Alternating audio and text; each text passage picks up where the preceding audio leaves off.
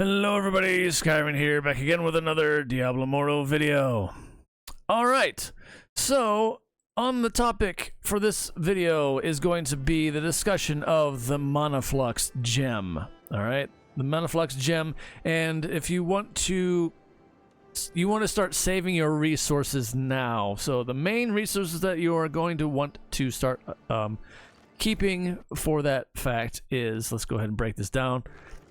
Here's the gem again. If you're not familiar in the recent patch notes, if you didn't see that video, I'm putting it in here because this is the topic we're going to be discussing. Now, as we've seen in the previous crossover events in the past, the Morning Skull and the Crimson Behelit gem both have various substantial abilities to each, and some had success with them and others not so much. I would put myself in that category. They are kind of hit or miss with me, and they kind of have been, and I've done various videos about those in the past as well, discussing that in more depth. I'm not going to go into that here, but nonetheless, some actually do prefer these, so you want to make the most of your resources now to start stockpiling as best you can last minute for when this event goes live. It will run for a month for the most part, for you able to craft them the easiest. Because after the crossover event ends, of course, you will still have to have an extra copy laying around and telluric pearls to burn in the process of crafting them up, and that is a lot of them. So, in all honesty, if you want to max it out to a rank 10, you're going to want to do it during the crossover event itself. This one here, I will reiterate one more time really quickly before moving on here. I'm still kind of on the fence about it because it is this one's very time gated in how it procs. As opposed to any other gem, it usually activates on hits or on skill usage, on that kind of thing. And this one does activate on skill use. However, you have to wait 20 seconds for it to charge up. And then it will do one of two activities, of which are based on your current life. So if you're above 50%, of course, you get a one-time fireball attack, right? And then it has a burn effect for 4 seconds. Then if you are below 50%, when you proc it, when it's charged up all the way, is going to be a guessing game, honestly, unless they give us some form of a charge meter that we see somewhere. If they don't, this one's going to be very, very hard to manage and very hard to track. It's just going to be an added extra effect at random at that point. But of course, the below 50% life one is kind of interesting because, you know, it throws acid and it will disable players' skills that get tagged with it for 4 seconds. So that's actually fairly significant. But nonetheless, again, it's going to be a hit or miss when it goes off, and it's just more of a disruption at random, to say the least. So anyway, now, how do you want to start preparing? Well, Elder Rifts, of course. We're going to start here with the Elder Rifts. And we're talking rare crests. We're talking, you know, even legendary crests for that matter, if you have a bunch to burn and laying around, what have you. But no, you can use rare crests, and this applies for everybody a lot more easier. I currently have, let's see, 80, 90. I got 91 of those, 9 rare crests, and I have 0 purples at the moment, even though I could craft a couple. But this one is kind of debatable, and I'll say this, get this one all the way right now. The Fading Embers. Be sure to get your Fading Ember weekly limit in, regardless of a crossover event. This should be something that you're doing all the time anyway. You get a maximum of running them with parties, making sure that you're contributing with, you know, crest of yourself, or the other players in your party will pony up some. And I always like to at least contribute, even if it's just one. If you don't have that many, at least contribute one, you know. I gotta say, I've gone into far too many parties where they just don't put in any, and they were my level, and I'm like, come on now, you have to have some laying around. But anyway, but regardless of that fact, yeah, these will provide you with telluric fragments and of course your Fading Ember acquisition throughout the week. You get a total of 400 Fading Ember dust a week. Now in doing so, you can turn that in and you can exchange the fading embers for telluric fragments. The telluric fragments you get here, as you can see, if I would do a run right now, even on solo, you can do this. You can do this solo, or you can do it in a party. If you do it in a party and people are putting crests, the more fading embers you will get, but not so much the telluric fragments. Telluric fragments are tied to however many crests you yourself put in. So if you want to, like, say, if I do a 10 run, I will get 40 telluric fragments.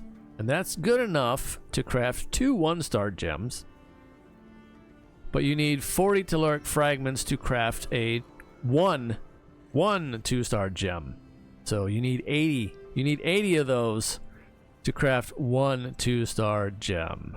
So start stockpiling the rare crests in any way, shape, or form that you can get them. All right. So how are ways that we can do so? Well, you have the crest merchant here. I would not suggest this one because this involves using platinum. This is a 50% reduction cost right here. If you want to get the weekly purchase of 3 rare crests from them, I would suggest against it. But if you are really hurting for them and you have platinum to burn, then so be it. There you go. That's up to you. That is one option. But your main options are going to be the good old hilt trader. Go to the hilt trader for all of this stuff for the most part, anyway. This is your most bang for the buck with your hilts. The weekly amount, the weekly purchase of the 14 for 300 a pop.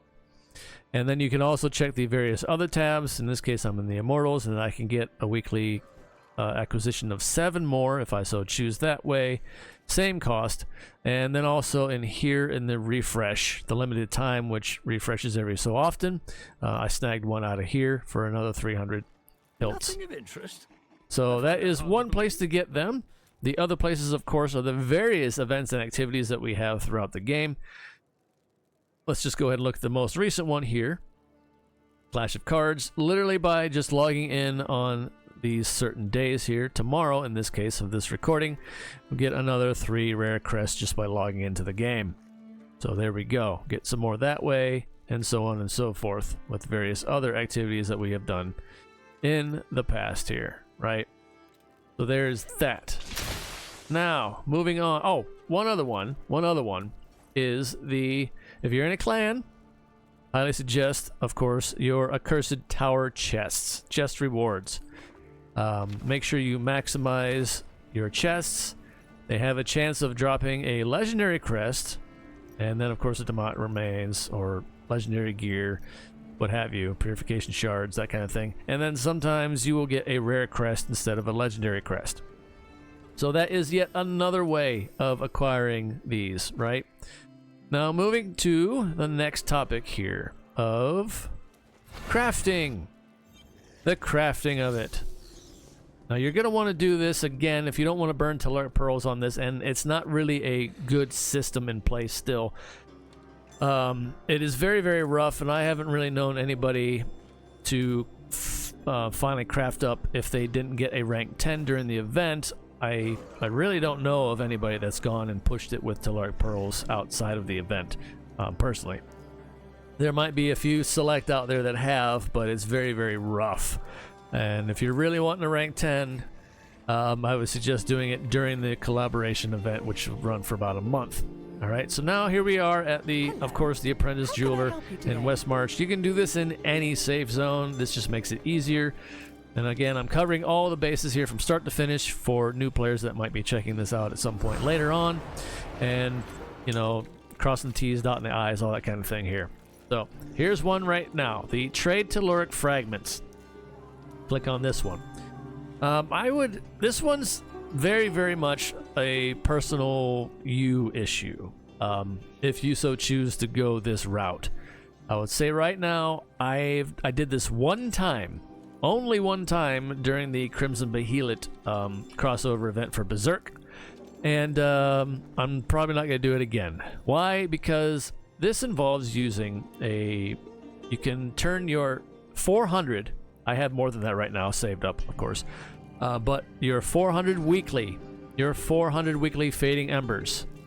If you come here and do this telluric fragment exchange, you will only get 80 telluric fragments. So that is literally 1 2-star copy exchange, and that is it. So for your entire week's worth of Fading Embers will only merit you 1 2-star copy. Why do I choose not to do this? I did it one time, like I said, and I actually felt sick to my stomach.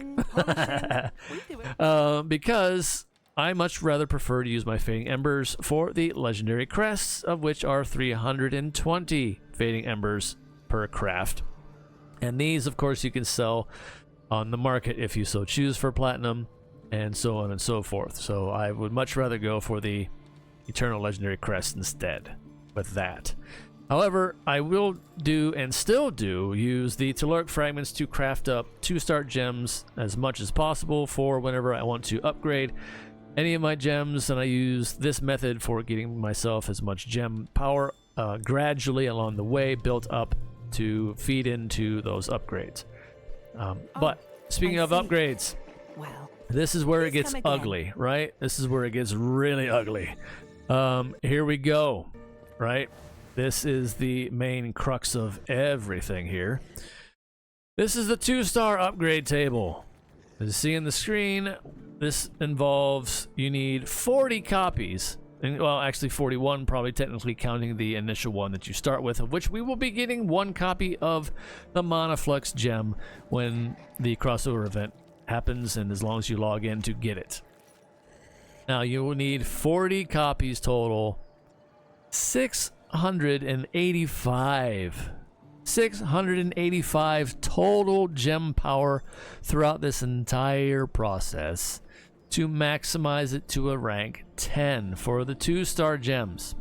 Okay, this is a much more heavier undertaking, especially for free-to-play players. After the 1 stars, 2 stars are fairly substantial, and 5 stars is just forget it. Forget the 5 stars. Once you get to rank 4 or 5, just move on. It's a free-to-play or a low spender. Focus on your 1 and 2 stars all the way up. But yeah, this is a massive undertaking. So there you go, to give you an idea here. Okay? So that's what you're going to want to start saving up for, and all the methods that I had shown here and explaining it, and start, making use of those resources here. If you so choose on this one, again, for the crossover gems, this is the best time to do it for whenever they're available, which will be available from July 30th on into August. So try to make the most of it then, if you want. We're probably going to see all kinds of things coming out from all the various content creators on Diablo Immortal on this. And there's going to be this constant back and forth per usual in regards to the chatter of, oh, this is a good gem, or this is a bad gem. And we've had this, it goes around and around and around in circles. Like I said, it was kind of the last one, the Crimson Behelit, was a hit or miss for me. And I already discussed that in a previous video. I'm not going to get into it again, but yeah, it's probably going to be the same case this time around. I already gave my thoughts at the start of this video on this upcoming gem and its effects. It's very, very weird. Again, like I'll say one more time about it being so time specific and when it procs, and there's far too much mobility, and blink and the match match is over pretty much in Battlegrounds anymore. So I don't know.